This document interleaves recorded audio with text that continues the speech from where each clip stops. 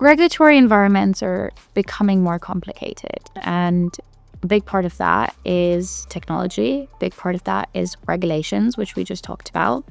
How is it that you find that regulatory companies are going to have to try and stay ahead of that curve, and what's the role of technology of that?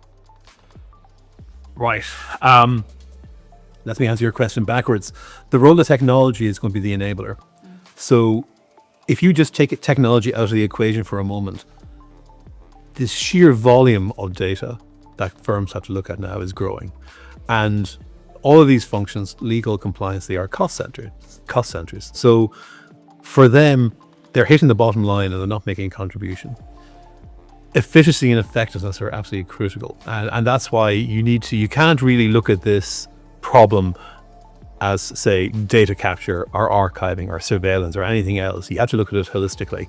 And you need to take a systematic ecosystem type approach where you are going to look at that whole flow of the data from its life cycle, right? So data starts, it gets created, where you send a message on your phone or whatever, and it goes through a whole life cycle and then gets disposed of. So first of all, that life cycle has to be efficient, has to be secure.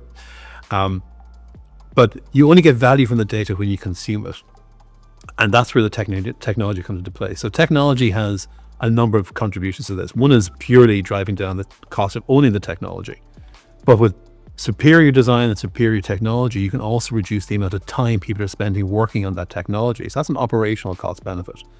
And you'll find this interesting. With one company I was dealing with recently, we found that for every dollar they spend on owning the IT, they were spending $18 operating the IT. So that decision on the IT that locked in a dollar's cost was locking in $18 of cost for the rest of the organization. And that's why, whenever I meet with any of our customers or anyone in the industry, I always encourage them to look at the total cost of the organization. So everyone kind of says, oh, that's a compliance issue or that's a legal issue. No, these are actually big issues for organizations. Compliance and legal can often cost 5, even 10% of the company's total cost. And so this is a big thing. So back to IT being the enabler, IT can bring lower costs. I mean, cloud gives us the advantage to take care of both, unit costs, but also to have probably better security and better reliability than an on-prem solution would ever dream of hoping to have. But with good design and with the application of good technology, you can get much greater effectiveness and efficiency. So now that second part of the cost is being reduced. And I suppose what also goes with all of that is that we can, I keep hitting this point, we can take the data to other places and use it in other ways. So for example, in a typical compliance situation, there's nothing stopping us now from taking in transactional data or security swiping data and correlating that with the events in an investigation. And so you can get, there's a whole other opportunity now opening up. So I think all of these things combined, the role of technology is the enabler, and it's also the creator opportunities. You talked quite a bit about costs there. Yeah. And I know that some companies charge for data extraction. That's a large cost as well. We hear quite often that not only is that painful for these organizations because they haven't actually included those costs in their bottom line, but also in some ways they think it's unfair to pay for data that's already theirs. How is it that you go about that specifically, but also what are your thoughts around paying for data that's yours? Well, we're always into morality and ethics. I mean, I think it's, I wouldn't be happy if Facebook charged me to look at my data. So I'll leave my answer to that particular question there.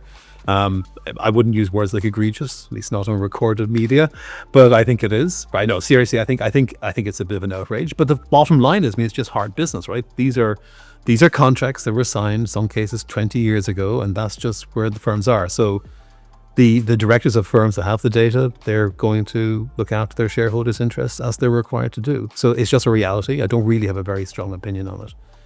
How do we approach it is probably more importantly. And I look at it from both the start and end. So we enable the data to be imported as cheaply as possible. So we do that at a very low rate. And like the last time I quoted the price, somebody in the room went, wow. So that's always good. But more importantly, one thing that we will do, because we're so confident in both our technology solution and our cost, is we will quote for a client the cost of extraction if you want to serve that extraction. That's a very, very low price. So we will do that now so they can manage that risk upfront. They know what's involved. We're not going to come back to them in 10 years' time and look for, in some cases, thousands or tens of thousands of dollars per terabyte of data. Nothing like that. So I think that's the key thing. We don't make money on it. We see it's a pass-through cost. It's just the cost of the compute to extract the data. So it's as simple as that. I can imagine that's very valuable, especially in legal hold cases. Well, that's certainly reassuring. You know on day one what you're going to face, and if you do leave us in 10 years' time. Now, my hope is our solution will always be as innovative and powerful as it is today, and therefore customers won't want to leave. But they have that right, okay? And yeah, it's their data. So I think I have no issue with us charging them the cost of actually running the compute and the extraction. To charge them for the privilege of having their data is just not right.